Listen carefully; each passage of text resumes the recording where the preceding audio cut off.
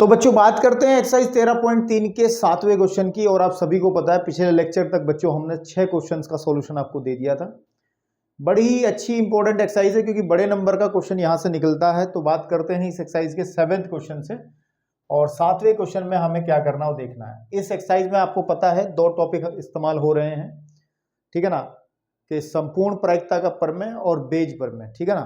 तो इन दो चीजों को हमने बहुत अच्छे से इंट्रोडक्शन में आपको समझाया था और उस पर क्वेश्चंस भी काफी हो चुके हैं। तो अब तो ये एक प्रश्नावली का अंतिम पड़ाव है, तो क्वेश्चन आपको समझ में आने चाहिए। तो अब ध्यान से देखेंगे सब लोग, ध्यान से देखेंगे बेटा सब लोग कि इस क्वेश्चन के अंदर हम लोगों को क्या करना है, ठीक है ना। तो क्या कहा है क्वेश्चन के अंदर, बात करते हैं। कह रहा है एक बीमा कंपनी 200 स्कूटर चालकों, है ना, कोई बीमा कंपनी है 2000 स्कूटर चालकों, 4000 कार चालकों और 6000 ट्रक चालकों का बीमा करती है, इंश्योरेंस करती है कंपनी। दुर्घटना की प्रायिकता क्रमशः, है ना, दुर्घटना ही प्रायिकता क्रमशः, क्रमशः का मतलब ये हो गया कि स्कूटर वालों की दुर्घटना होने के चांसेस तो इतने हैं और बच्चों कार वालों के दुर्घटना होने के चांसेस इतने हैं और बच्चों ट्रक वालों के दुर्घटना होने के चांसेस इतने हैं। अब बीमाकृत व्यक्तियों यानी कि चालकों में से एक दुर्घटनाग्रस्त को हो जाता है, कोई एक, ये पता नहीं है कि कौन सा है, दुर्घटनाग्रस्त हो जाता है एक, कौन हो जाता है बच्चों, कोई भी एक व्यक्ति, है ना, दुर्घटनाग्रस्त हो जाता है। तो कह रहा है कि उस व्यक्ति के स्कूटर चालक होने की क्या प्रायिकता है, यानी कि इसकी क्या संभावना है कि वो जो दुर्घटनाग्रस्त हुआ है वो व्यक्ति वो कौन हो, एक स्कूटर चालक हो। तो ध्यान से सुने, ध्यान से सुने। हम लोग कुछ इवेंट डिफाइन करते हैं जैसे कि सभी सवालों में लोग करते हैं। तो मैं इवेंट डिफाइन करता हूं बच्चों, इवन पहली जो घटना है वो डिफाइन करता हूं मैं कि स्कूटर चालक होना, स्कूटर चालक होना, ये पहली घटना है, ठीक है ना, ये पहली घटना हमने डिफाइन कर ली, पहली इवेंट है। और E2 मेरे पास में दूसरी मैं घटना डिफाइन करता हूं और वो घटना है कि कार चालक होना, मतलब व्यक्ति जो हमारा है, व्यक्ति का, है ना, आपके पास में स्कूटर चालक होना तो वो पहली घटना है, कार चालक होना उसको हम दूसरी घटना कह देते हैं, है ना।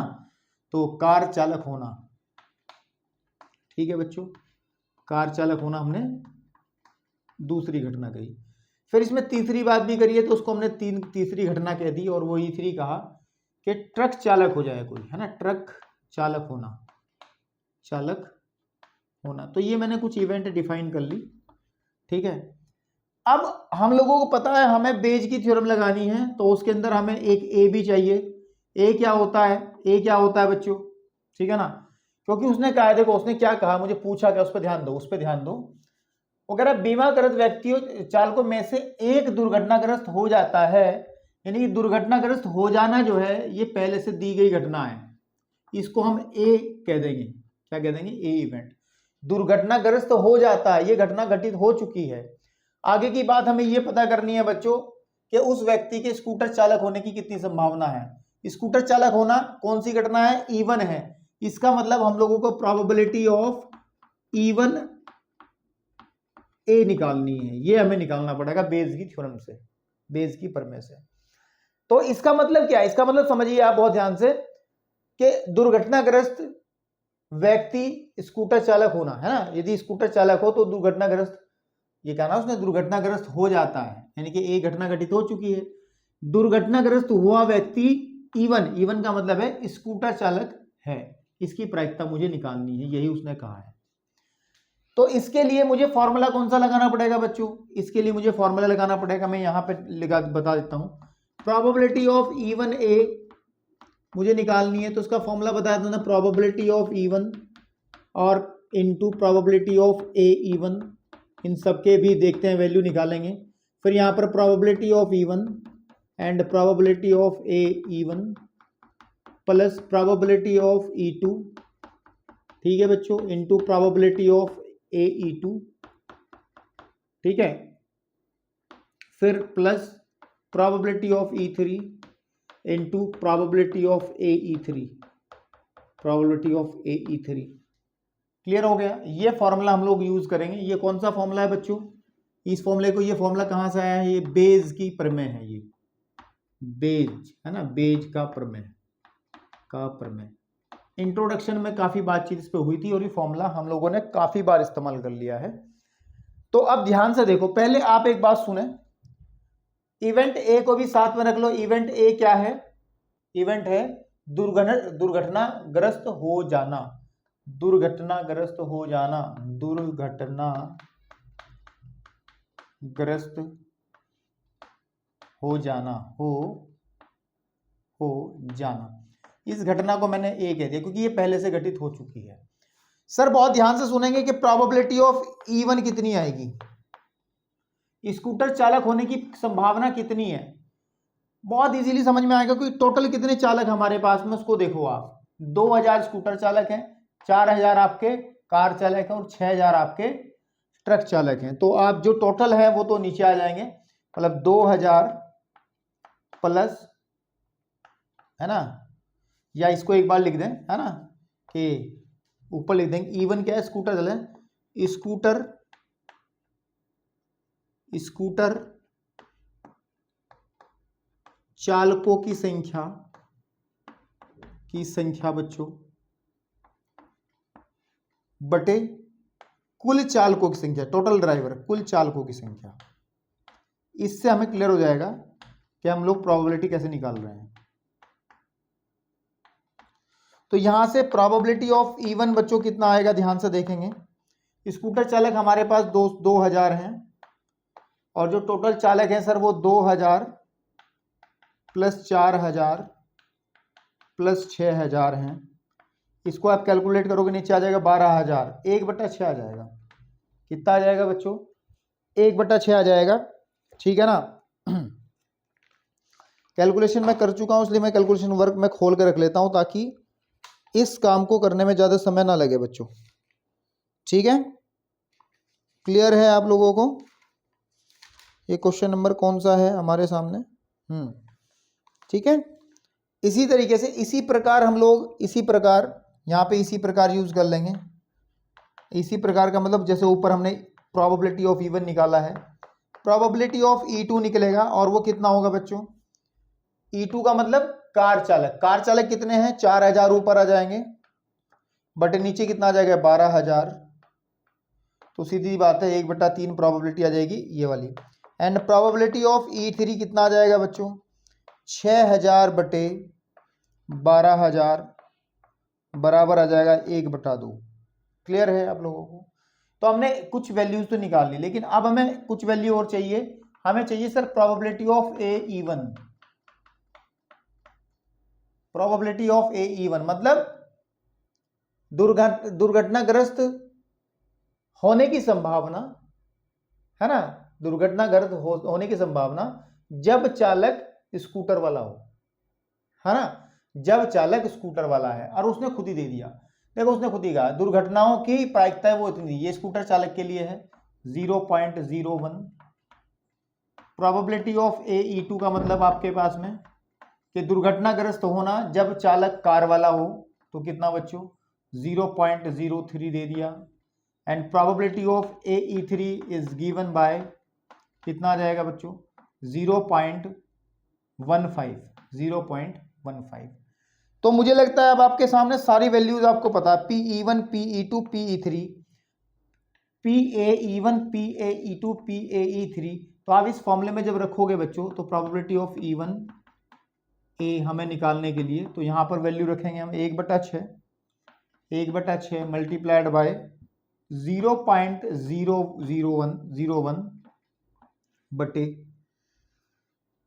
1/6 इंटू 0.01 प्लस PE2 कितना है हम लोगों ने निकाला, PE2 1/3 मल्टीप्लाइड बाय ये वाले 0.03 प्लस 1/2 इंटू 0.15, ठीक है ना, 0.15। तो इसको आप सॉल्व करो, ठीक है ना।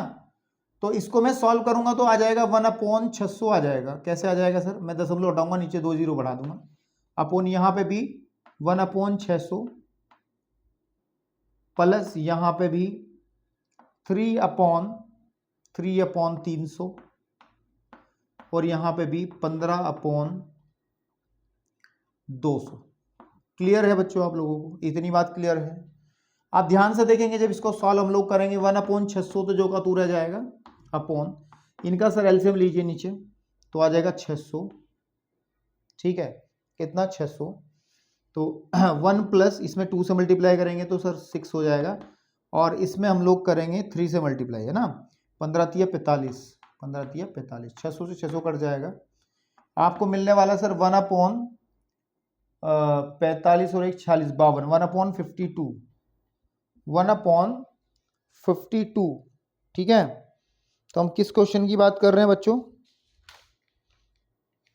1/52 जो है हमारी प्रोबेबिलिटी आ जाएगी, रिक्वायर्ड प्रोबेबिलिटी। ठीक है ना। तो बच्चों थोड़ा एनसीईआरटी किताब अपनी हाथ में उठाओ, लिखने में बड़ा समय चला जाता है, तो एनसीईआरटी किताबें आप लोग थोड़ा हाथ में रखें ताकि मैं फटाफट से जो बाकी बचे हुए क्वेश्चंस आपके सामने कर दूं। एनसीईआरटी किताब से मैं भी पढ़ूंगा, आप लोग भी पढ़ना, ठीक है ना। मैं भी पढ़ूंगा और आप लोग भी पढ़ना। तो बात करते हैं इस एक्सरसाइज के 8वें क्वेश्चन से। एनसीईआरटी की किताबें उठाओ क्योंकि फटाफट से आपको समझ में आएगा जब किताबें सामने होंगी और जब मैं बोलूंगा वहीं से आपको ध्यान से समझनी है सब चीजें। तो क्वेश्चन नंबर 8 की हम लोग बात करते हैं बच्चों। देखो 8 की बात करते हैं, ठीक है। 8 में कह रहा है कि एक कारखाने में ए और बी 2 मशीनें लगी हैं। कितनी मशीनें लगी हैं बच्चों? 2 मशीनें लगी हैं, ए और बी 2 मशीनें लगी हैं। अभी जल्दबाजी नहीं करनी है, आगे भी उसने कुछ विवरण दिया है, उस संबंध में बात करके तभी पूरा हम लोग खाका तैयार करेंगे इसका। तो एक कारखाने में 2 मशीनें ए और बी लगी हैं। पूर्व विवरण से पता चलता है कि कुल उत्पादन 60% मशीन ए, ठीक है ना। मतलब किसी भी कंपनी के अंदर बच्चों 3 मशीनें हैं, ठीक है ना, 3 मशीनें हैं। ये मशीन ए है, ये मशीन बी है, ये मशीन सी है। इसका जो टोटल उत्पादन का मतलब ये जो सामान बनाती है, ठीक है ना, उत्पादन तो ये तो 60% करता है, ठीक है ना। मशीन ए 60% करती है, मशीन बी जो है बच्चों, ठीक है ना, कहाँ लिखा है, मशीन बी 40% करती है। उत्पादन कितना करती है? मतलब प्रोडक्शन, सामान बनाने की जो उसकी कैपेसिटी है वो 40% करती है। 2 मशीन ही तो है, 3 थोड़ा ही ना है, ठीक है। आगे बढ़ो। इसके अतिरिक्त मशीन ए का 2% और मशीन बी का 1% उत्पादन खराब है। जब उत्पादन करेंगे तो कुछ खराब भी होगा, है ना। खराब उत्पादन, उसकी परसेंटेज उन्होंने दी है। तो ए जो है वो कितना परसेंट खराब करती है? 2% सामान खराब बनाती है। और मशीन बी जो है बच्चों वो 1%, है ना, कितना बनाती है बच्चों? 1%। 1% जो सामान है वो खराब बनाती है। क्लियर होगा आप लोगों को? तो यदि कुल उत्पादन का ढेर बना लिया जाए, मतलब जितना भी प्रोडक्शन हुआ है, जितना सामान बना है उसका एक ढेर लगा लिया गया और उस ढेर में से यादृच्छा यानी कि रैंडमली निकाली गई एक वस्तु खराब हो, जैसे ही उस ढेर में से, ढेर किसका? जो सामान ए मशीन ने बनाया, सामान बी मशीन ने बनाया, उसका एक ढेर बनाया, उसमें से एक अचानक से एक सामान निकाला गया और वो सामान निकला खराब। तो हमें ये पूछ रहा है कि इस वस्तु के मशीन बी द्वारा बने होने की क्या संभावना है।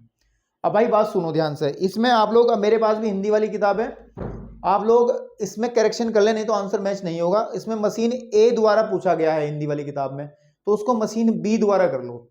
ए द्वारा नहीं पूछा गया, मशीन बी द्वारा। तो इस पूरे सिस्टम के अंदर हम लोग क्या करने वाले हैं? सबसे पहले तो हम इवेंट डिफाइन करेंगे। मान के चलो कि इवेंट जो इवेंट है वो है हमारे पास में मशीन ए का चयन। मशीन ए का चयन। अगर हम लोग मशीन ए का चयन कर रहे हैं, ठीक है ना, आपके सामने मैं जो बातें आपको बता रहा हूं आपको समझ में आना चाहिए, ठीक है। मशीन ए का चयन नहीं कर रहे क्योंकि हम लोग प्रयोग कर रहे हैं ना, मशीन ए का प्रयोग है ना, मशीन ए का प्रयोग। और बच्चों इवेंट E2 को मैं कह देता हूं कि मशीन बी का प्रयोग, ठीक है, मशीन बी का प्रयोग, ठीक है। अब आप ध्यान से सुने कि प्रोबेबिलिटी ऑफ मशीन E1 कितनी है, कितना परसेंट हम लोग इस्तेमाल कर रहे हैं, उत्पादन कितना दे रही है? 60% है। तो इसका मतलब है सर प्रोबेबिलिटी ऑफ E1 है ना, मशीन इसके उपयोग की 60% चांसेस है, यानी कि 60/100 दैट इज इक्वल टू 0 से 0 3/5। And the probability of E2 यानी कि दूसरी मशीन का जो प्रोडक्शन है वो 40% है ना, तो ये 40/100 मतलब आपके पास में बच्चों आ जाएगा 2/5, ठीक है ना, 2/5 आ जाएगा। क्लियर है इतना लोगों आप लोगों को? फिर हम लोग एक इवेंट ए डिफाइन करते हैं, माना, ठीक है ना, हम लोग एक इवेंट ए डिफाइन करते हैं। अब चूंकि ध्यान दो ए इसी में इस्तेमाल हो गया तो ए ना इस्तेमाल करो, हम लोग ई इस्तेमाल करते हैं कि एक इवेंट ई डिफाइन करते हैं। ई एक इवेंट है और वो क्या है, सामान का खराब होना, क्योंकि घटना कौन सी घटित हो चुकी है। क्वेश्चन के अंदर हम लोग ए किसको मानते थे, है ना, इवेंट ए, जो घटना ए किसको मानते थे, जो घट चुकी होती थी। ए इसमें यूज हो चुका तो मैंने ई इस्तेमाल कर लिया। तो ई हमने क्या ली, ई हमने क्या मान लिया बच्चों कि निकाली गई वस्तु का खराब होना, वस्तु का खराब होना, ठीक है बच्चों, वस्तु का खराब होना। तो अब ध्यान से देखो, मैं निकाल रहा हूं प्रोबेबिलिटी ऑफ E1, मतलब क्या है कि अगर सामान खराब निकल रहा है, ई घटना कौन सी है, वस्तु का खराब होना, सामान खराब निकल रहा है बच्चों। E1 का मतलब जब मशीन ए का प्रयोग हो रहा है, अगर मशीन ए का प्रयोग किया जाए है ना, तो सामान खराब होने की प्रोबेबिलिटी कितनी है, उसने दिया है 2% है। कितनी है बच्चों, 2% है। तो हम लोग यहाँ पे 2% लिखेंगे, मतलब सर 2/100, इसका मतलब सर 1/50। फिर प्रोबेबिलिटी ऑफ E2 हम निकालेंगे, यानी कि अगर सामान खराब है, यानी कि जब हम मशीन बी का प्रयोग कर रहे हैं, E2 का मतलब मशीन बी का प्रयोग कर रहे हैं और ई का मतलब सामान खराब है। मशीन बी का उपयोग करते समय सामान खराब निकलने की प्रायिकता या जो चांसेस हैं वो 1% है, ठीक है ना। तो हम लोग यहाँ पे लिखेंगे 1% सर, और इसका मतलब सर आ जाएगा 1/100, इतना ही छोड़ देंगे। हम लोगों को पूछा क्या गया है, हम लोगों को पूछा गया है कि इस वस्तु के मशीन बी द्वारा बने होने की प्रायिकता पूछी गई है जो खराब है। तो प्रोबेबिलिटी ऑफ E2 पूछा गया है अगर हमारे पास में ई के साथ, जब ई हो चुकी है, मतलब क्या है, E2 क्या है, मशीन बी के प्रयोग से, है ना, मशीन बी के प्रयोग से खराब वस्तु आने की प्रायिकता, ये जो है हमारे पास में, ठीक है ना। चाहो तो उसको लिखना चाहो तो लैंग्वेज में लिख भी सकते हो, ठीक है ना। क्या लिख सकते हैं कि प्रोबेबिलिटी ऑफ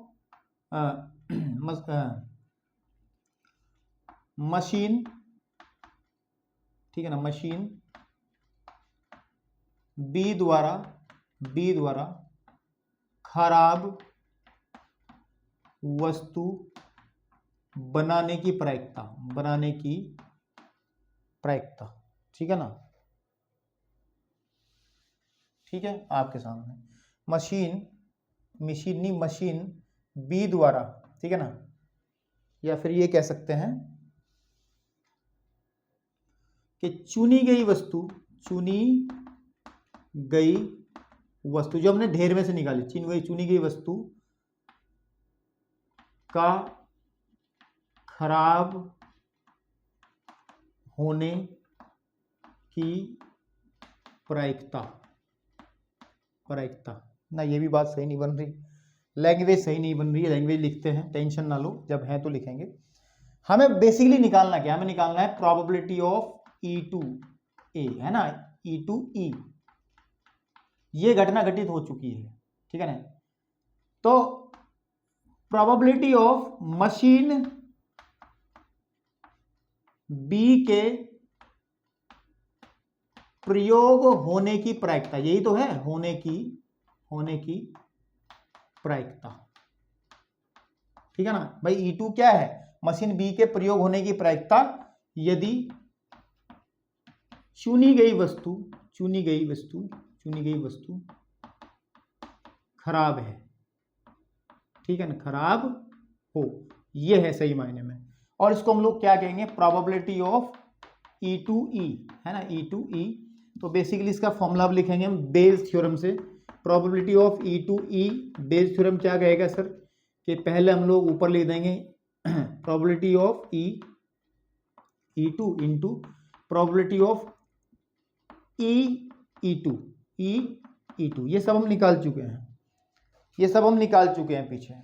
बटे में आ जाएगा बच्चों कि प्रोबेबिलिटी ऑफ E2, ये तो आएगा ही आएगा, E1 and probability of E1 plus probability of E2 and probability of E2। अब तक हम लोग इस E की जगह A यूज करते थे। A मैंने इसमें यूज इसलिए नहीं करा, यहां पर मैं हमेशा A यूज करता था, इसलिए यूज नहीं करा बच्चों मैंने, क्योंकि क्वेश्चन में A वर्ड आ गया, फिर आप कंफ्यूज ना हो जाए। तो आपको सिर्फ वैल्यू रखनी है। प्रोबेबिलिटी ऑफ E2 कितना है बच्चों, ध्यान से देखो ऊपर की तरफ, 3/5, ठीक है ना, या 3/5। एक काम कर लो ना, चलो 3/5 ही रख लो, मल्टीप्लाइड बाय PE2, ये वाली आ जाएगी 1/100, 1/100, ठीक है। बटे में आ जाएगा सर E1 PE1 हमने निकाल रखा है, सॉरी, ये 2/5 होगा यहाँ पे, 2/5, तो यहाँ आ जाएगा 3/5 into 3/5 into PE1 1/50 plus 2/5 into 1/100। तो सर इसको सॉल्व करो, 2/500 अपॉन, यहाँ पे सर इसको सही कर लो, 3/250, क्लियर है, 3/250, मुझे 25 प्लस 2/500, ठीक है ना। थोड़ा और देखो तो 2/500 अपॉन, नीचे वालों का एलसीएम 500 आ जाएगा, और यहाँ पे 2 से मल्टीप्लाई करेंगे तो 6 + 2 आ जाएगा, 500 से 500 कटेगा सर 2/8, यानी कि सर 1/4। तो इसकी जो संभावना है, ये जो हमने पूछा गया है उसकी संभावना कितनी है, कितनी संभावना है बच्चों। क्वेश्चन नंबर हमने कौन सा सॉल्व किया अभी, क्वेश्चन नंबर हमने सॉल्व किया है, उसका आंसर सीट में आंसर देख लेते हैं, 1/4, ठीक है ना। तो वो आपके सामने आ गया है 1/4। चलिए अब हम बात करते हैं बच्चों क्वेश्चन नंबर 9 की बात करते हैं। कहने की बात यही है कि इसी तरीके से ही ये हमारा क्वेश्चन है 9th भी, ठीक है, क्वेश्चन नंबर 9 भी। जिस क्वेश्चन में मुझे लगेगा ना मुझे लिखना चाहिए क्वेश्चन, ताकि मैं आपको उससे कनेक्ट कर पाऊं, तो उसको मैं लिख दूंगा, ठीक है ना। चलिए देखते हैं क्वेश्चन नंबर 9, क्वेश्चन नंबर 9 की बात करते हैं, ठीक है।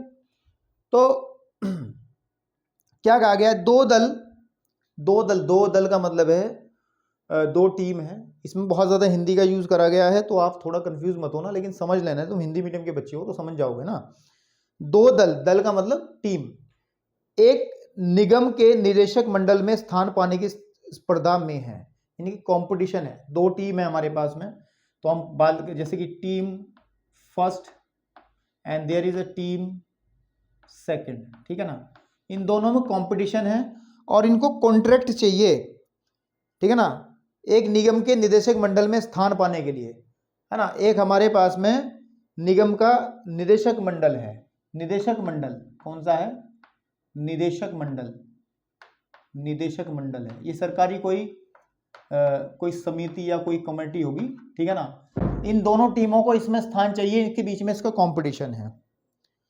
पहले तथा दूसरे दल के जीतने की प्रायिकताएं, भाई इसकी जो जीतने की प्रोबेबिलिटी है ना, फर्स्ट के जीतने की प्रोबेबिलिटी जो है, जीतने की जो प्रोबेबिलिटी है, ठीक है, वो तो दी है इन्होंने बेटा 0.6%, नहीं 0.6, और दूसरे दल की जीतने की प्रोबेबिलिटी है बच्चों 0.4, ठीक है। चलिए इसके अतिरिक्त यदि पहला दल जीतता है, अगर हम लोग मान लें पहला दल जीतता है, तो एक नए उत्पाद के प्रारंभ होने की प्रायिकता इतनी है। मतलब जब पहला दल जीतेगा ना और वो इसमें एंट्री पा जाएगा, इस संस्था में एंट्री हो जाएगी उसकी, यानी कि टीम, पहले वाली टीम जीत गई और उसकी एंट्री इसमें हो गई, तो फिर उनको कुछ काम करने के लिए कॉन्ट्रैक्ट मिलेगा और वो कोई भी काम शुरू करेंगे, या फिर नया उत्पाद प्रारंभ करेंगे। नए उत्पाद प्रारंभ का मतलब है कोई भी एक नया प्रोडक्ट बनाएंगे, ठीक है ना। और अगर टीम, पहले वाली टीम जीतती है तो नया प्रोडक्ट, नया उत्पाद में थोड़ा इधर ही लिखना चाहिए था, नया उत्पाद की जो प्रायिकता है, नए उत्पाद की प्रारंभ होने की प्रायिकता, प्रारंभ होने की जो प्रोबेबिलिटी है बच्चों, इस वाले केस में तो कितनी है, अगर पहली टीम जीतती है तो 0.7 है प्रोबेबिलिटी, और इस वाले केस में कितनी है देखते हैं। यदि दूसरा दल जीतता है तो इसकी संगत प्रायिकता 0.3 है, 0.3 है। इसकी संगत प्रायिकता कितनी है बच्चों, 0.3 है। ठीक है, इसकी क्या प्रायिकता है कि नया उत्पाद दूसरे दल द्वारा प्रारंभ किया जाए। तो बहुत इजीली क्वेश्चन वैसे समझ में आ गया है पूरा का पूरा। मैं फिर से बता रहा हूं आपको क्या है कि कोई निदेशक मंडल है, सरकारी फर्म है, सरकारी कोई कंपनी या कोई भी विभाग है, सरकारी विभाग, और हमारे पास में दो टीमें हैं। ठीक है, इन दोनों टीमों में कंपटीशन है कि इन दोनों में प्रतिस्पर्धा है। जो भी टीम जीतती है उसको ये निदेशक अपने पास बुलाते हैं और उनको कहते हैं चलो एक नया प्रोडक्ट आप लोगों को हम कॉन्ट्रैक्ट देते हैं, हम आपको ठेका देते हैं कि एक नया उत्पाद शुरू करना है आपको। टीम अगर ए फर्स्ट जीतती है तो नया उत्पाद प्रारंभ होने की संभावना 0.7 है, और टीम सेकंड अगर जीतती है तो नया उत्पाद प्रारंभ होने की संभावना इतनी है। तो भाई साहब कह रहे हैं कि नया उत्पाद प्रारंभ होगा, यानी कि कंफर्म है, नया उत्पाद प्रारंभ होगा, नया प्रोडक्शन होगा, न्यू प्रोडक्शन होगा। लेकिन इसकी क्या संभावना है कि वो टीम बी शुरू करेगी या टीम सेकंड वाली शुरू करेगी। तो बच्चों थोड़ा सा बस इसमें इस जो हमने यहाँ पे सिस्टम समझा है इसको हम लोग क्या करने वाले हैं, अब इसको हम लोग थोड़ा सा यहाँ पर बना करके लिखने वाले हैं। ठीक है, कुछ इवेंट डिफाइन कर लेते हैं।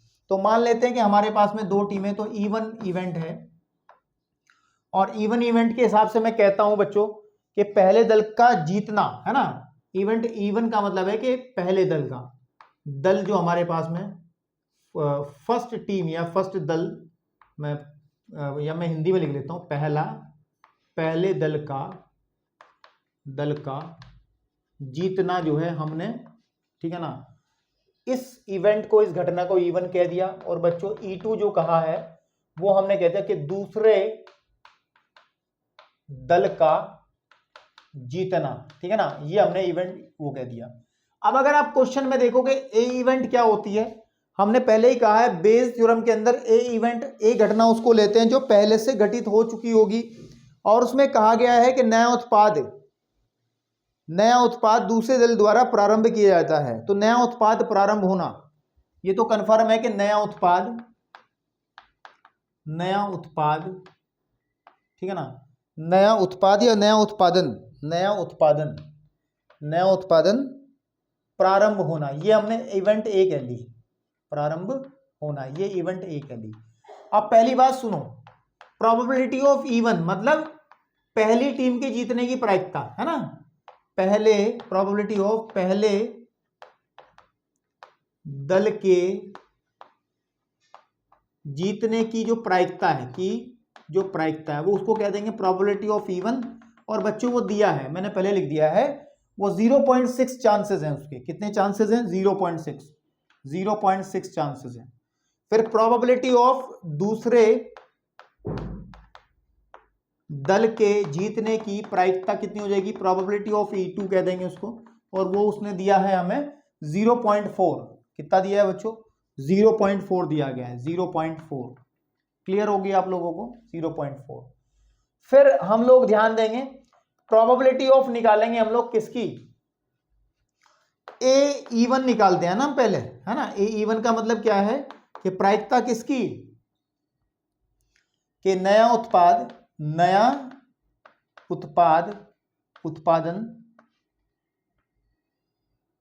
पहले दल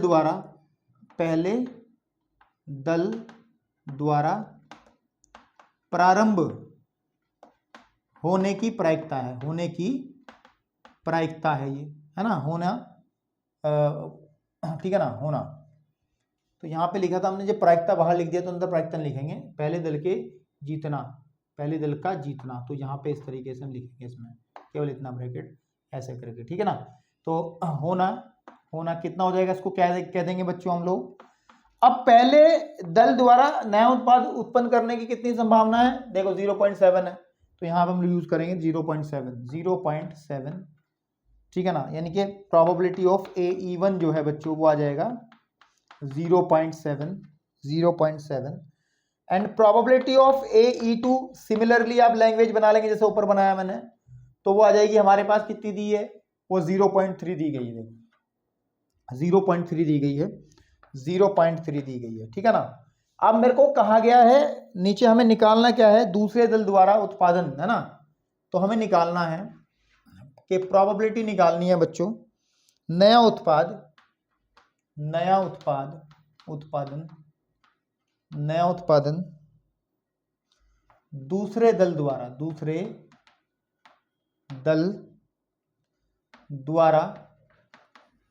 प्रारंभ होना, इसकी हमें प्रायिकता निकालनी है।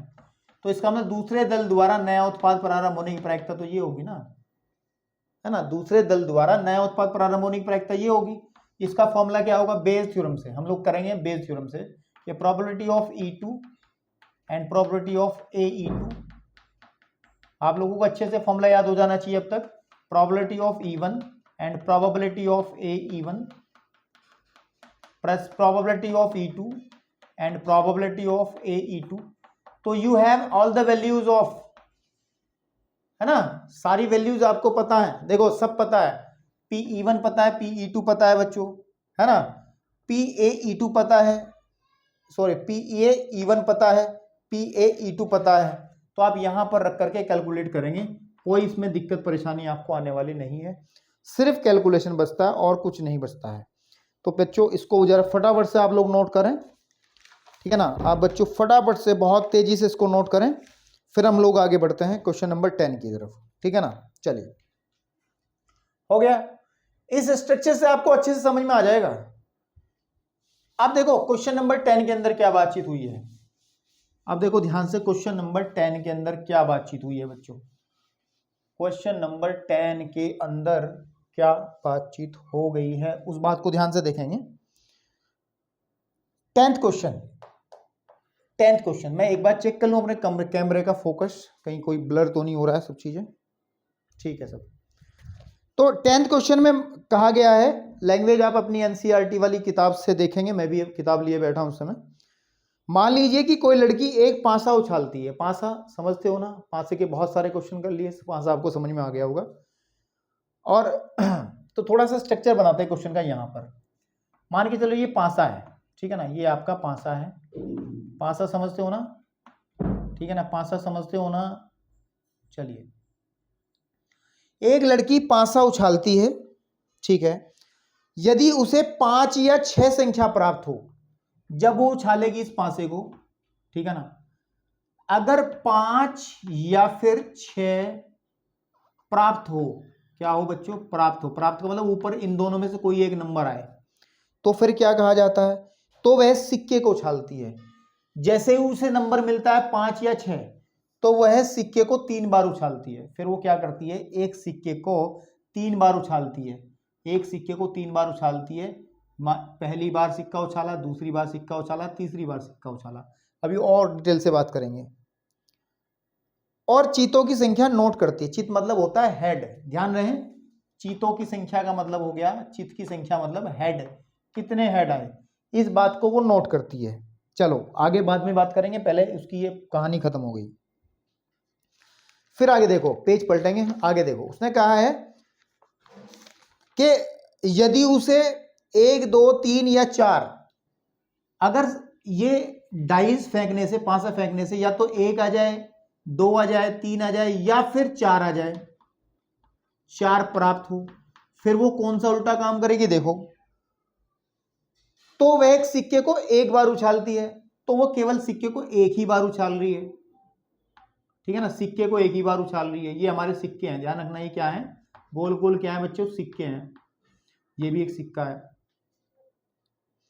चलो, 1 बार उछालती है और यह नोट करती है कि उस पर चित या पट प्राप्त हो।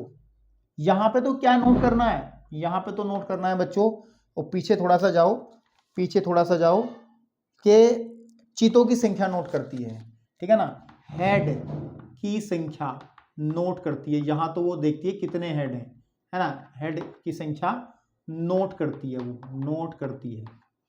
और इस वाले केस में अगर जब उसने पासा फेंका तो 1 आ जाए, 2 आ जाए या फिर 4 आ जाए ऊपर, तो फिर वो क्या करेगी, वो केवल एक सिक्का फेंकेगी और फिर देखेगी हेड आया या टेल आया, वो फिर देखेगी हेड है या टेल है प्राप्त जो हमारे पास में है। क्लियर है। यदि उसे ठीक एक चित प्राप्त हो, ठीक एक चित का मतलब है कम से कम एक चित तो प्राप्त हो ही जाए, मतलब एक चित तो प्राप्त हो ही,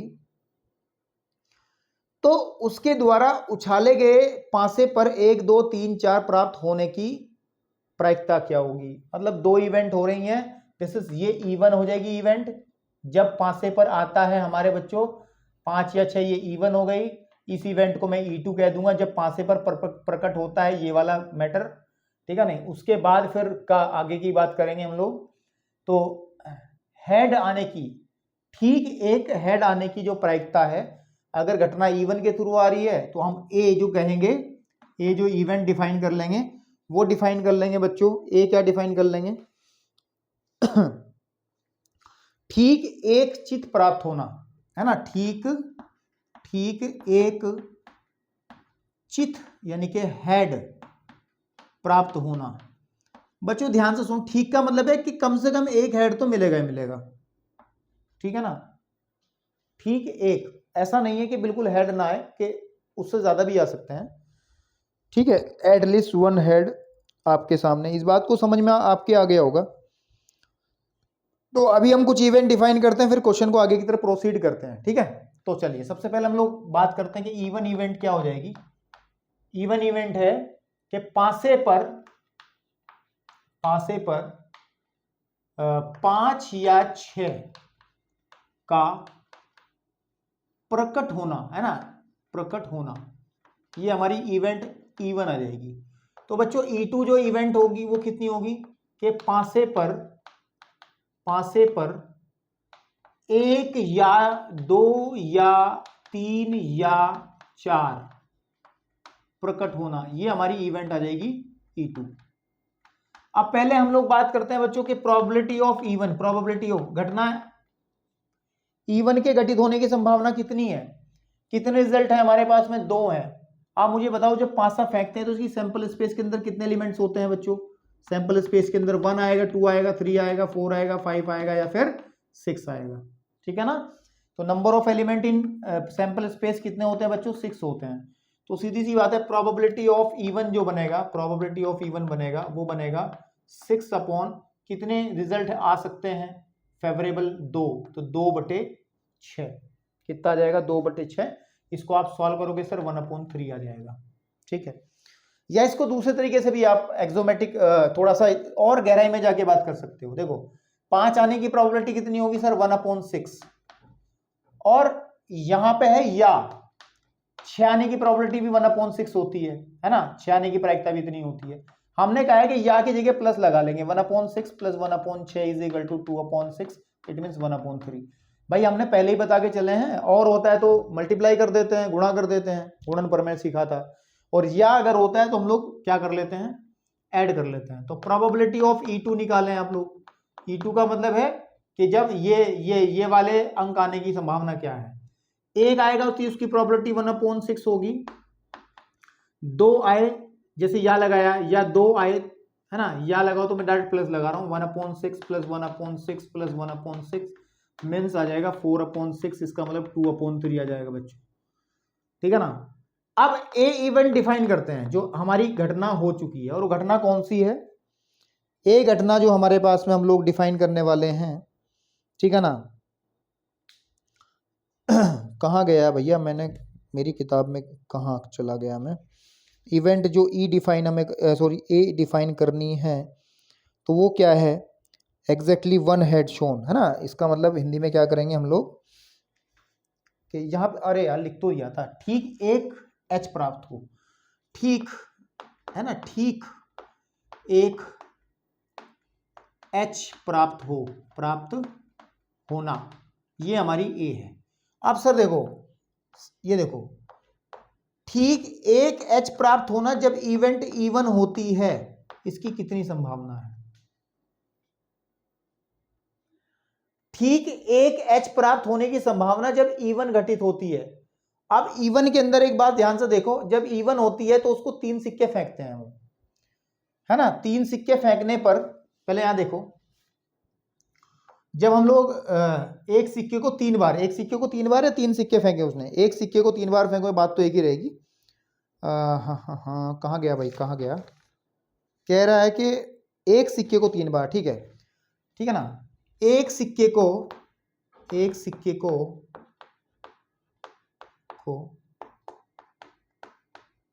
3 बार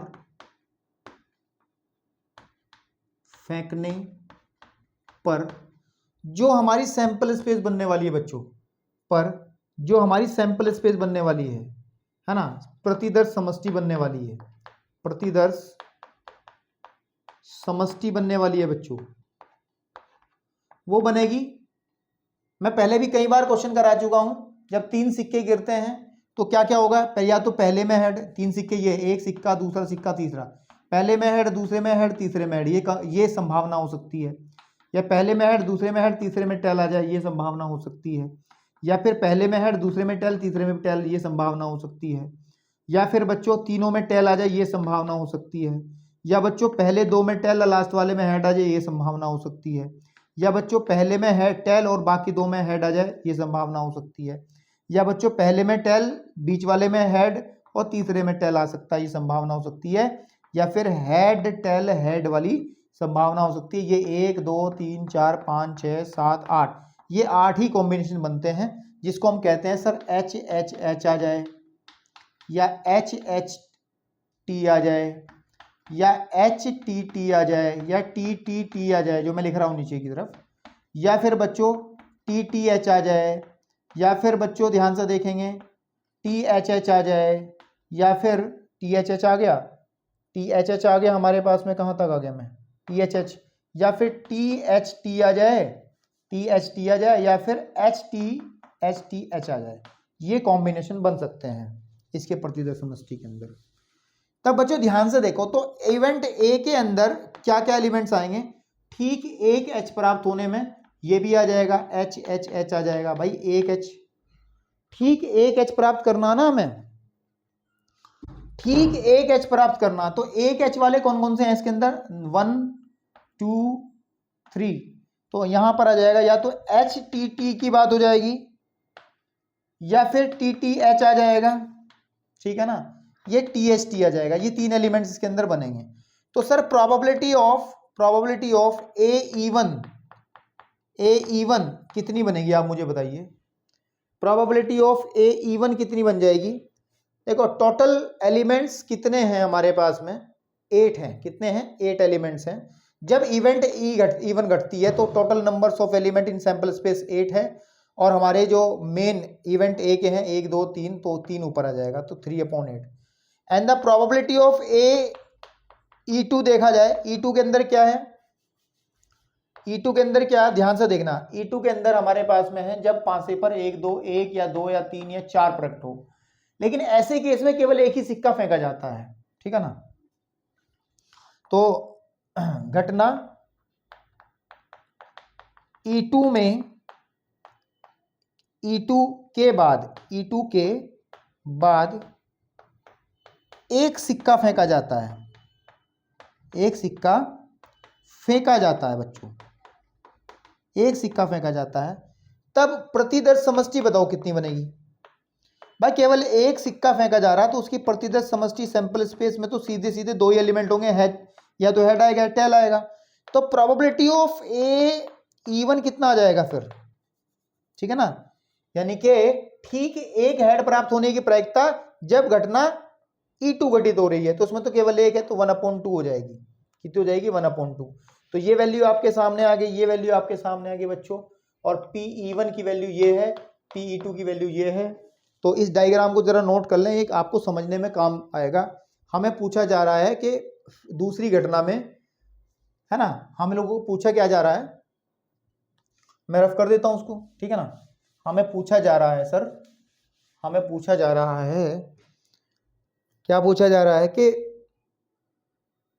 पांसे पर, है ना, पांसे पर, इसको आप लिखेंगे, ठीक है ना। तो यह है 1 2 3 4 प्राप्त होने पर, पांसे पर, या फिर घटना, या लिखें घटना E2 के घटित होने की प्रायिकता हमें ज्ञात करनी है। यदि ठीक, ये दूसरी घटना क्या है, ठीक 1 H प्राप्त हो, यदि ठीक 1 हेड प्राप्त हो तो इसको क्या कह देंगे बच्चों, इस लाइन को लिख देंगे प्रोबेबिलिटी ऑफ E2, क्योंकि ये जो घटना है ना हमारे पास में, भाई देखो ना, इसी पे तो कहा ना उसने, देखो क्वेश्चन में देखो आप, वो कह रहा है कि 5 से अगर 1 या 2 या 3 या 4 प्रकट हो, तो इसका मतलब पूछा गया है प्रोबेबिलिटी ऑफ, हमें पूछा गया प्रोबेबिलिटी ऑफ E2A। अब बेस थ्योरम लगाइए आप यहाँ, बेस थ्योरम क्या होगी कि प्रोबेबिलिटी ऑफ E2A बराबर हो जाएगी sir probability of E2 and probability of E2 upon probability of E1, probability of E1 plus probability of E2 and probability of E2। तो you have all the values of this, है ना, आप इन सब की value जानते हो, ये भी आपको पता है, ये भी पता है, और नीचे की तरफ जो लिखा है वो भी पता है आप लोगों को। उम्मीद करता हूं कि अभी इस क्वेश्चन में आपको कुछ बताने लायक मेरे चीज नहीं बची है, ठीक है ना, सब चीजें आपको क्लियर हो गई होंगी, ठीक है ना, सब चीजें आपको क्लियर हो गई होंगी, और यहां से आप लोग कैलकुलेशन कर लेंगे ये सारी वैल्यूज रख करके, ट्राई कर लेंगे इस क्वेश्चन को। अब हम लोग चलते हैं, ठीक है ना, 11वां क्वेश्चन करते हैं। 11वां क्वेश्चन, जैसे क्वेश्चन हमने कई सारे क्वेश्चंस पीछे देख लिए हैं, आप लोग वीडियो लेक्चर को पॉज करके बच्चों उसको नोट कर लो, ठीक है। 11वें क्वेश्चन की बात करते हैं, किसकी बात करते हैं, 11वें क्वेश्चन की। देखो ध्यान से, 11वें क्वेश्चन का स्ट्रक्चर पहले थोड़ा तैयार करते हैं, उसके बाद आगे बढ़ते हैं। कि कह रहा है एक व्यवसायिक निर्माता है ना, कोई बिजनेस प्रोडक्ट प्रोड्यूसर है, के पास ABC 3 मशीनें हैं। तो मशीनें हमारे पास में, एक मशीन A है, एक मशीन B है, एक मशीन C है, ठीक है। प्रथम ऑपरेटर के पास ABC मशीन ऑपरेटर है, इनको मशीन को ऑपरेट करने वाले कोई इंसान है, ध्यान रखना। प्रथम ऑपरेटर A, नहीं ये मशीनें नहीं, ये मशीन ऑपरेटर है। मशीन ऑपरेटर का मतलब क्या होता है, जो मशीन चलाते हैं, मशीन ऑपरेटर है ना, मशीन ऑपरेटर का मतलब बच्चों जो मशीन चलाते हैं, ठीक है ना। तो ABC मशीनें नहीं है, कोई इंसान है। तो उसने कहा है कि प्रथम ऑपरेटर A 1% खराब सामग्री उत्पादित करता है। तो यहां पे ध्यान दें, खराब सामग्री की बात करी उसने, खराब प्रोडक्शन है, सामग्री है ना। सामग्री कैसे लिखा गया है भैया, NCERT, हाँ सामग्री। तो बच्चों खराब सामग्री, जो ऑपरेटर एक है ना, ए है, वो 1% खराब सामग्री दे देगा। ऑपरेटर B बच्चों वो कितना कह रहा है मेरे पास में, B कह रहा सर 5% खराब सामग्री तैयार करता है। C ऑपरेटर जो है वो 7% काम खराब कर रहा है। कार्य A पर कुल समय का 50% लगता है, ठीक है ना। तो ये जो टाइम ले रहे हैं, है ना, टाइम कंजम्पशन, तो अभी इसको खराब सामग्री को वैसे हमें बाद में लिखना चाहिए था, यहां पर हमारे पास पहले लिखेंगे जो समय वो ले रहा है, समय ये कितना टाइम ले रहा है बच्चों, ए जो ले रहा है 50% टाइम लेता है ऑपरेटर, और बी ऑपरेटर कितना समय लेता है, 30% टाइम लेता है। और बच्चों सी जो है ऑपरेटर वो कितना टाइम लेता है, 20% टाइम लेता है। फिर यहां पर बात करते हैं खराब काम कितना करते हैं, ये खराब सामग्री की बात करते हैं बच्चों, ये करता है 1%, सर ये करता है आपका 5%, क्लियर है। और ये जो सी है ये करता है बच्चों कितने परसेंट, 7% खराब करता है। तो यदि खराब सामग्री उत्पादित है, तो ये घटना हमारे पास क्लियर हो गई कि जो उत्पादित कोई खराब सामग्री हमें मिली है, इसे ए द्वारा उत्पादित किए जाने की क्या प्रायिकता है। तो सीधी सी बात है, आप एक काम करिए भाई, इसके द्वारा काम कराने की घटना को हम लोग कह लेते हैं कि सर ये E1 इवेंट है, इस वाले को हम लोग E2 इवेंट कह लेते हैं, इसको आप E3 इवेंट कह लेते हैं। और खराब होने की सामग्री को हम लोग इवेंट ए कहेंगे। लो मैं लिख देता हूं पहले, फिर समझ में आएगा आपको कि इवन इवेंट को मैं बच्चों कह लेता हूं, इवन इवेंट को कह लेता हूं मैं, ठीक है ना। यदि, ठीक है ना, आपके पास में यदि खराब ऑपरेटर्स, कहाँ गया क्वेश्चन, यदि खराब सामग्री, खराब जो सामग्री है बच्चों, खराब सामग्री ऑपरेटर ए द्वारा उत्पादन, कहा ना, इस शब्द क्या इस्तेमाल किया गया है, द्वारा उत्पादन होने की बात हो रही है, होना, ठीक है, उत्पादन होने की बात हो रही है, ठीक है।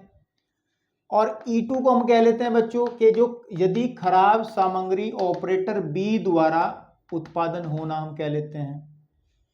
E3 को हम लोग कह लेते हैं बच्चों जो खराब सामग्री जो निकल रही है, मान लो वो ऑपरेटर सी द्वारा निकल रही है, ठीक है। अब पहली बात तो ये सुनो कि प्रोबेबिलिटी ऑफ इवन का मतलब क्या होगा। प्रोबेबिलिटी ऑफ इवन का मतलब है ये कितना टाइम कंजम्पशन ले रही है, ये है ना, आपके कितना टाइम ले रही है। तो प्रोबेबिलिटी ऑफ इवन मतलब आपके सामने आ जाएगा बच्चों, प्रोबेबिलिटी ऑफ इवन कितना आ जाएगा हमारे पास में, 50% की बात हुई है, इसका मतलब 50/100 है ना। प्रोबेबिलिटी ऑफ E2 देखिए सर कितना है, प्रोबेबिलिटी ऑफ E2 30% की बात कर रहा है, यानी कि 30/100। एंड प्रोबेबिलिटी ऑफ E3 की बात करें तो सर वो 20% की बात कर रहे हैं, तो यानी कि 20/100 की बात हो जाएगी। अब एक इवेंट ए डिफाइन करते हैं, क्योंकि जिसको हम लोग मेन इवेंट कहते हैं।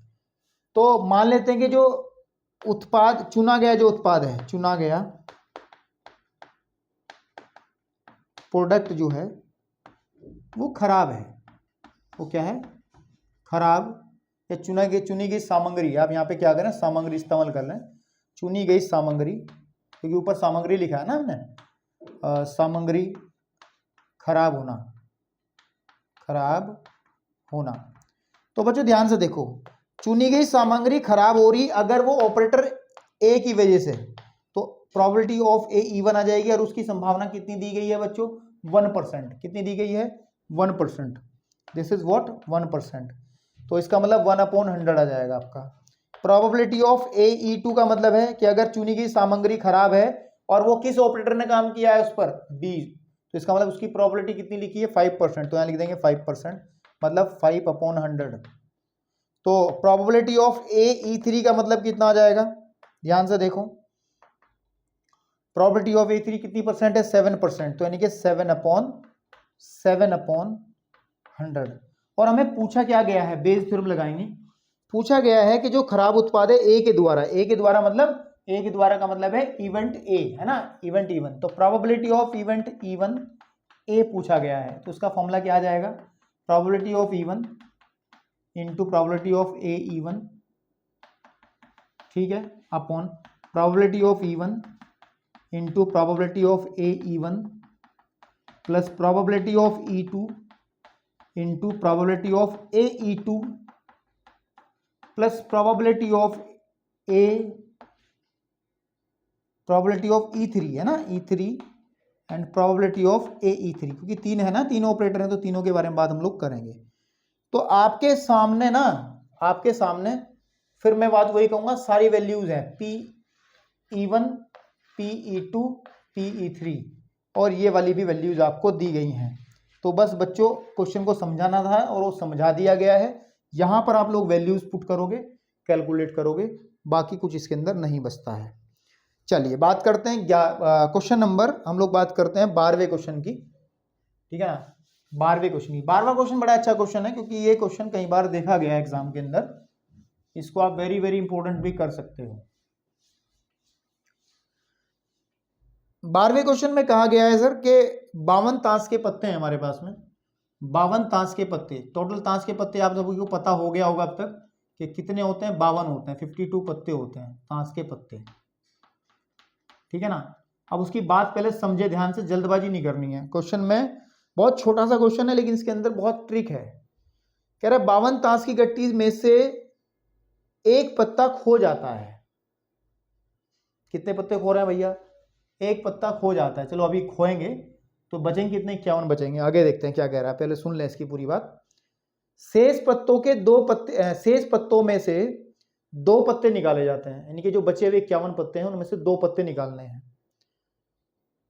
जो ईंट के पत्ते हैं, जो पत्ते निकाले गए हैं 2 पत्ते, वो ईंट के पत्ते हैं। तो खो गए पत्ते की ईंट के होने की क्या प्रायिकता है, क्या संभावना है कि जो पत्ता खो गया था वो ईंट का होगा? तो इसके अंदर इवेंट हमें डिफाइन करनी पड़ेंगी, जबकि बहुत छोटा सा क्वेश्चन लिखा है ये आपके सामने, ठीक है ना। तो हम लोग क्या करते हैं, इसमें 2 केस बनेंगे कि अगर खोया गया पत्ता, सबसे पहली बात, खोया गया पत्ता ईंट का हो, पत्ता ईंट का हो, एक बात तो ये क्लियर हो जाएगी। या फिर खोया गया पत्ता बच्चों ईंट का न हो। तो 2 ही तो केस होंगे भाई, पत्ता गिरा है 52 ताश के पत्तों में से एक पत्ता नीचे गिरा है, या तो पत्ता ईंट का होगा या वो पत्ता ईंट का नहीं होगा। 2 ही बातें हो सकती हैं, 2 ही हमारे पास में इवेंट। इस इवेंट को हम लोग बच्चों E1 कह लेंगे, सीधी सी बात है। ये इवेंट क्या है, हमारी E1 है। और ये वाली इवेंट, ये वाली घटना कौन सी है, ये E2 घटना है। चलो ठीक है, आगे की तरफ चलते हैं। फिर या तो 52 ताश के पत्तों को लेकर कोई जब चलेगा, या तो ऊपर वाली घटना घटित होगी या नीचे वाली घटना घटित होगी। घटना कोई सी भी घटित हो, लेकिन इसके आगे हम लोगों को 2 पत्ते निकालने हैं। क्या निकालने हैं? 2 पत्ते निकालने। इस केस में भी पत्ते निकालना, और इस केस में भी बच्चों हमें 2 पत्ते बाहर निकालने हैं, यानी कि देख के नहीं निकालने हैं, ठीक है ना। रैंडमली निकालने हैं, यादृच्छिक निकालने हैं, रैंडमली, अचानक से खींच लेने हैं। बिल्कुल ठीक बात है। चलिए, अब भाई साहब कह रहे हैं कि जो ईंट के पत्ते हैं, ये कंफर्म बोल दिया गया है कि जो 2 पत्ते निकाले गए हैं वो ईंट के पत्ते हैं। जो चीज कंफर्म हो जाती है, यानी कि वो घटना पहले से घटित हो गई है, तो उसको हम क्या कहते हैं? इवेंट ए कहते हैं, घटना ए कहते हैं, ठीक है। तो चलिए सबसे पहले हम कुछ इवेंट डिफाइन कर लेते हैं, उसके बाद क्वेश्चन को आगे बढ़ाएंगे। बहुत अच्छा क्वेश्चन है ये। तो इवन घटना में कह लेता हूं, इवन घटना में कह लेते हूं कि खोया पत्ता, ठीक है ना, खोया पत्ता ईंट का होना, ये तो पहली घटना हो गई। और बच्चों दूसरी जो E2 है उसको कह लेंगे कि खोया गया पत्ता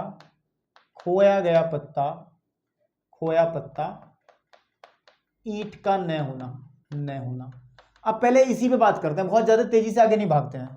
इसकी क्या संभावना है कि खोया गया पत्ता ईंट का होगा? भाई टोटल पत्ते कितने हैं हमारे पास में? 52 पत्ते होते हैं। और सर मैंने बहुत बार कॉन्फ़िगरेशन करके दिखा दिया था, कई बार मैंने आपको बताया पत्तों का जो टाइप्स, कितने टाइप के पत्ते होते हैं। 52 पत्तों के अंदर 13 टाइप के पत्ते होते हैं, 4 अलग अलग कैटेगरी में डिवाइड होकर के। तो हम लोगों को एक बात कंफर्म पता है, ईंट के 13 पत्ते होते हैं। कितने पत्ते होते हैं? 13। तो टोटल पत्तों में से एक पत्ता निकलने की प्रायिकता कितनी होगी? 13/52, है ना, ठीक है ना आपके पास में। यानी कि 52 पत्तों में से 13 पत्ते ईंट के हैं, तो इतने ही चांस उसके नीचे गिरने के भी हैं। तो आपके सामने 1/13 = 13, 13 चौका 52। तो प्रोबेबिलिटी ऑफ PE1 आ गई हमारी क्या? 1/4। और PE2 कितनी आएगी? अगर हम कहें कि खोया गया पत्ता ईंट का नहीं है, तो फिर क्या होगा भाई? ठीक है ना, फिर क्या होगा? इसका मतलब क्या है कि 52 ताश के पत्तों में से आप 13 पत्ते पहले घटाओ, बचे कितने फिर आपके? 39 पत्ते। कितने? 39 पत्ते। भाई उसने खुद ही कहा ना कि अगर हम लोग दूसरी इवेंट पे बात कर रहे हैं कि दूसरा पत्ता ईंट का नहीं है, तो आप 52 पत्तों में से पहले 13 पत्ते हटाओ, तो कितने बचे? 39 पत्ते, 39 पत्ते। तो 39 पत्तों में से फिर आपका कोई एक पत्ता गिरेगा, और 39 पत्तों में से जब हमारे पास में नीचे 52 ले लेंगे, तो आप इसे जब सॉल्व करोगे तो सर 13 × 39, 13 चौक 52, तो 3/4। चाहो तो ऐसे निकाल लो या ऐसे भी निकाल सकते हैं कि प्रोबेबिलिटी ऑफ E2 निकालने के लिए हम लोग 1 - प्रोबेबिलिटी ऑफ E1 निकाल सकते हैं। क्योंकि आप खुद ही देख लो, ये घटना घटित होना है, ये घटना न घटित होने वाली बात हो रखी है। और घटना के घटित होने की प्लस घटना के ना घटित होने की प्रोबेबिलिटी का जो योगफल है वो 1 होता है। तो चाहे ऐसे निकाल लो, तब भी आपका 3/4 ही आएगा, इसमें कोई दो राय नहीं है। लेकिन कहानी जब शुरू होती है आगे से, जब दो पत्तों को निकालने की बात होती है, क्योंकि दो पत्ते निकालने के भी कई तरीके होंगे। क्लास 11th में क्रमचय संचय हम लोगों ने पढ़ा है बहुत अच्छे से, ठीक है ना। अब यहां पर हमें चाहिए एक इवेंट ए डिफाइन कर लेते हैं, इवेंट ए। और उसने इवेंट ए के अंदर क्या कहा है, इवेंट ए के अंदर क्या कहा गया है, जो फिक्स बात है, उसने कहा है कि जो दो पत्ते निकाले जाते हैं, तो यहां पर हम लिख लेंगे कि शेष पत्तों से, शेष मतलब एक गिरने के बाद 51 पत्तों से, शेष पत्तों से दो पत्ते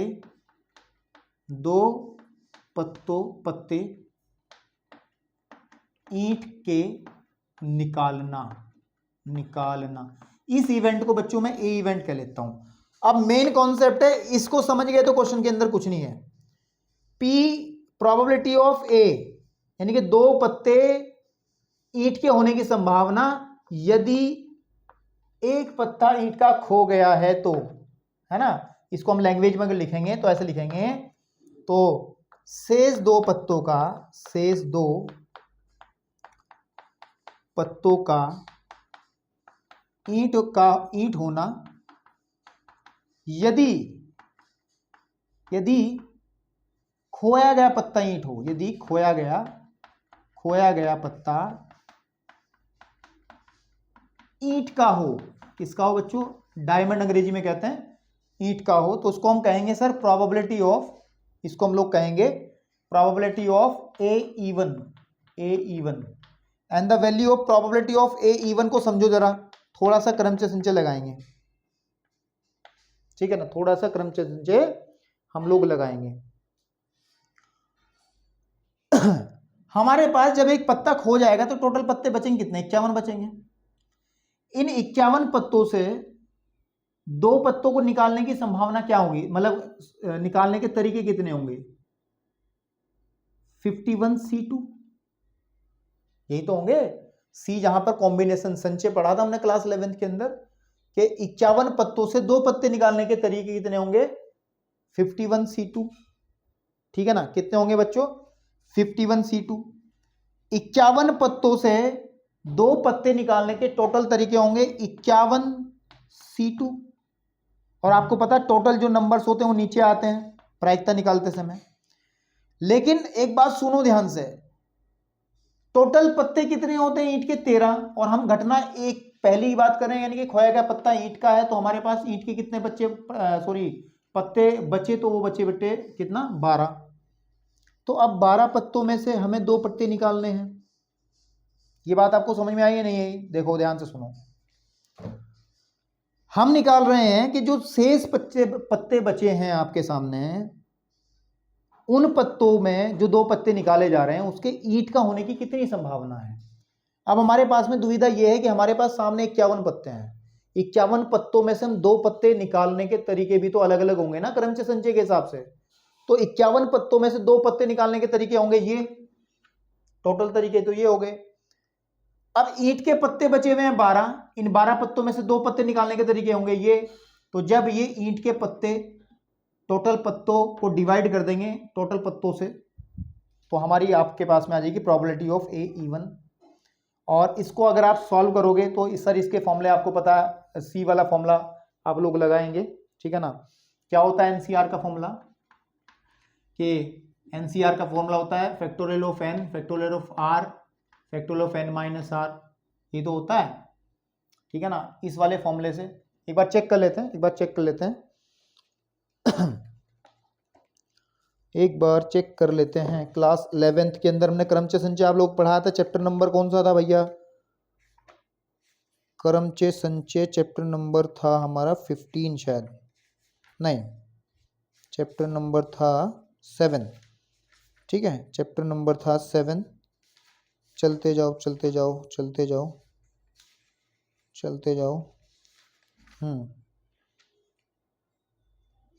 हाँ ठीक कह रहा हूं मैं आपको, ठीक है ना, मैं सही कह रहा हूं, NCR is equal to factorial of N, ये सही है ना। तो यहां पे लगाएंगे आप 12 का फैक्टोरियल अपॉन बच्चों कितना 2 का फैक्टोरियल, और 12 - 2 यानी कि 10 का फैक्टोरियल, बटे कितना आ जाएगा 51 का फैक्टोरियल, 51 का फैक्टोरियल बच्चों, फिर 2 का फैक्टोरियल और 51 माइनस 2 का फैक्टोरियल। तो इसको कैलकुलेट कर लो आप। यहाँ 2 का फैक्टोरियल 2 के फैक्टोरियल से कट जाएगा, ऊपर आ जाएगा 12 गुड़े 11 गुड़े फैक्टोरियल 10, कितना फैक्टोरियल 10 बटे फैक्टोरियल 10 बटे 51 को खोलो, 51 देखो नीचे आ जाएगा 49, 51 गुड़े 50 गुड़े 49 का फैक्टोरियल अपॉन फैक्टोरियल 49, 49 से 49 कट जाएगा, फैक्टोरियल 10 से फैक्टोरियल 10, तो 12 गुड़े 11 बटे आ जाएगा आपका 51 गुड़े 50। क्लियर है? अब प्रोबेबिलिटी ऑफ निकालो AE2, ध्यान से देखना AE2 को कैसे निकाला जाएगा। ये तब है जब खोया गया पत्ता ईंट का नहीं होगा। तो फिर सीधी सी बात है, नीचे तो सेम रहेगा कि 51 पत्तों में से 2 पत्ते निकालने के तरीके यही होंगे, नीचे तो सेम ही रहेगा ना, नीचे तो आपका सही सेम ही रहेगा। लेकिन बच्चों जब खोया गया पत्ता ईंट का नहीं है तो 13 के 13 पत्ते हमारे पास सुरक्षित है, तो 13 पत्तों में से हम लोग 2 पत्ते निकालने के तरीके ये रहेंगे। तो सिमिलरली ये फॉर्मूला जैसे मैंने लगाया है, इसको जब आप लगाओगे तो ये आ जाएगा बच्चों 12 गुड़े कितना आ जाएगा बच्चों 13 गुड़े 12, 13 गुणे 12 बटे आ जाएगा आपका 51 गुड़े 50, 51 गुड़े 50। तो देखो आपके सामने सब है, ये PE1 है, ये PE2 है, ये PAE1 है, ये निकाली वैल्यू, और ये PAE2 है, ये वाली निकाली है वैल्यू। तो अब हमें निकालना क्या है,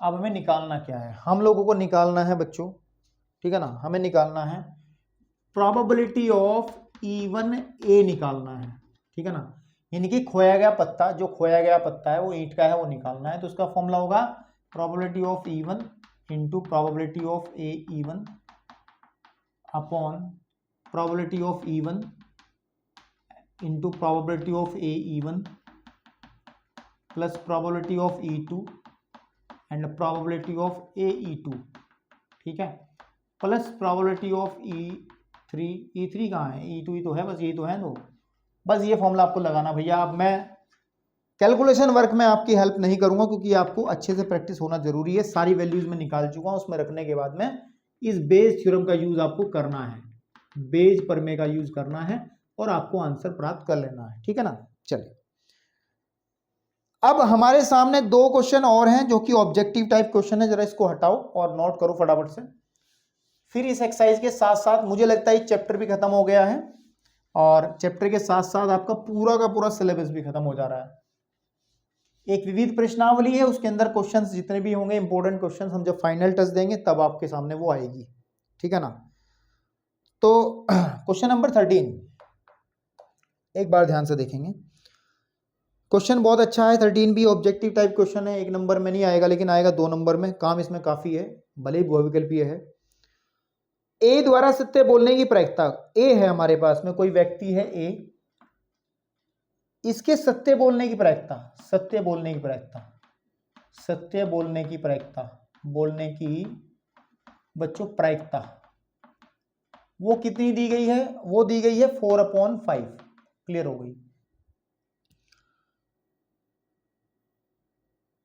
एक सिक्का उछाला जाता है तथा ए बताता है कि चित्त प्रकट हुआ। इससे पहले भी हम लोगों को क्या कहा गया है कि एक सिक्का उछाला गया, सिक्का उछालने पे या तो हेड आएगा या टेल आएगा, सीधी सी बात है। ये अगर सिक्का है तो पॉइंट है तो हमारे पास में एक सिक्का उछाला गया, क्लियर है आप लोगों को।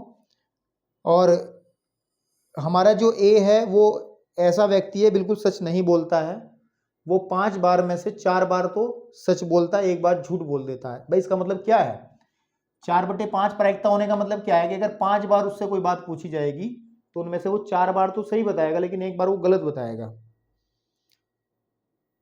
तो वास्तविक रूप से चित्त प्रकट होने की क्या प्रायिकता है, अब डिपेंड इस पे कर रहा ना भाई, हमने पूछा उससे चित्त टॉस हुआ है ना, तो इसकी संभावना हमेशा बनी रहेगी कि वो झूठ बोल सकता है। तो उसने ये कहा है कि इसकी क्या संभावना है बच्चों कि वो क्या बोलता है, क्या बोलता है, चित्त बोलता है, ठीक है ना, आपके सामने चित्त बोलता है। तो जरा ध्यान से देखो, कुछ इवेंट डिफाइन कर लेते हैं, बहुत इजीली आपको समझ में आ जाएगा, ठीक है। इवेंट तो हम लोग कह लेते हैं कि इवेंट है, क्या है इवेंट ई के सिक्के पर चित प्रकट होना यानी कि हेड प्रकट होना हम लोग बोल देते हैं, और E2 इवेंट बोल देते हैं बच्चों। सिक्के पर चित मतलब पट का मतलब टेल प्रकट होना, ये हम लोग बोल देते हैं। तो ध्यान से देखो, अब ध्यान से देखो, प्रोबेबिलिटी ऑफ इवन कितनी हो जाएगी सर? हेड आने की प्रायिकता 1/2 होती है और टेल आने की प्रोबेबिलिटी भी इतनी ही होती है, इतना तो कंफर्म है। ठीक है, आपके सामने इतनी बात है, क्लियर है, ठीक है ना। अब ई इवेंट डिफाइन करते हैं। ई इवेंट क्या है? ई इवेंट, ई क्या कहो, ई तो हमने कर लिया। ए इवेंट डिफाइन करते हैं जो हो चुकी है। क्वेश्चन में देखिए इवेंट, जो देखो क्वेश्चन के अंदर उसने क्या कहा, जो सी इवेंट हो चुकी कौन सी है? अच्छा, एक सिक्का उछाला जाता है, ए बताता है कि चित प्रकट होना है ना, कि चित प्रकट होना ये घटना दी गई है, चित प्रकट होना ये हमें दी गई है। तो अब हम लोगों को क्या चाहिए? हम लोगों को चाहिए कि प्रोबेबिलिटी ऑफ ए इवन चाहिए, मतलब कि जब बच्चों चित प्रकट होता है ना, तो इसकी क्या संभावना है कि ए सही आंसर देगा। वो देखो 4/5 उसने दिया है, खुद ही दिया है 4/5। भाई ये क्या कह रहा है? सत्य बोलने की प्रायिकता उसकी कितनी है? 4/5 है। मतलब जब बात सही है, चिट्ठी तो प्रकट हो रहा है और चिट्ठी बताना है, तो 4/5 सत्य बोलने की प्रायिकता उसकी 4/5 है। प्रोबेबिलिटी ऑफ ए E2 मतलब उसके झूठ बोलने की प्रोबेबिलिटी, सीधी बात है 1 minus probability of A E1 में से आप माइनस कर दोगे तो सीधी बात है 1 माइनस 4/5 सर 1/5 आ जाएगी। कितनी आ जाएगी? 1/5। अब हमको निकालना क्या है? प्रोबेबिलिटी ऑफ E1 ए निकालना है बेज थ्योरम से। किससे? बेज प्रमेय से। तो अब आप लोग निकाल लोगे, इसका फॉर्मूला लगा लोगे, probability of E1 into probability of A E1 upon probability of E1 and probability of A E1 plus probability of E2 and probability of A E2। कितना? ए E2। तो यहां पर आप वैल्यू रखिए जरा फटाफट। E1 की वैल्यू कितनी है? पी E1 1/2 है, इंटू इसकी वैल्यू कितनी है बच्चों? ऊपर दिया है कि 4/5 है, और ये वाली वैल्यू कितनी है सर? 1/2 इंटू 4/5 प्लस इसकी वैल्यू है सर, ऊपर देखा 1/2 इंटू 1/5, कैलकुलेट कर लो, यह जाएगा 4/10 अपॉन 4 प्लस 1/10, 10 से 10 कट गया, 4/5। तो इसमें ऑप्शन चेक करो कौन सा सही है, ऑप्शन चेक करो कौन सा सही है। 4/5 या हाँ, ए ऑप्शन सही है, A option is correct, A option is correct. Clear हो गया? चलिए लास्ट क्वेश्चन देखते हैं इस एक्सरसाइज का। Last question 14 number, question number 14 की बात करते हैं। ये इजी है। 14 में कहा गया है कि अगर हमारे पास में ए और बी दो घटनाएं हैं, और उसमें कहा है कि अगर ए सबसेट है बी का, ए सबसेट है बी का, इसका मतलब क्या है कि अगर एक सेट बी है, सपोज कर लो ये सेट बी है, तो इसके अंदर ही हमारा ए हो जाएगा, ये सेट बी के अंदर ही ए है। बस सबसेट होने का मतलब तो यही है ना कि अगर ए बी का बच्चा है तो उसके अंदर ही एंट्री कर जाएगा, पूरा का पूरा कॉन्साइड कर जाएगा अंदर की तरफ, पूरा का पूरा। इससे ये बात क्लियर हो जाएगी, दिस इंप्लाइज, हमें एक बात समझ में आ जाएगी कि इनका इंटरसेक्शन जो होगा बच्चों वो ए ही होगा। मैं देख लो आप, ए और बी में क्या इंटरसेक्शन होगा? फिर ए ही हो जाएगा, सीधी बात है। आगे बढ़ो आगे बढ़ो आगे बढ़ो।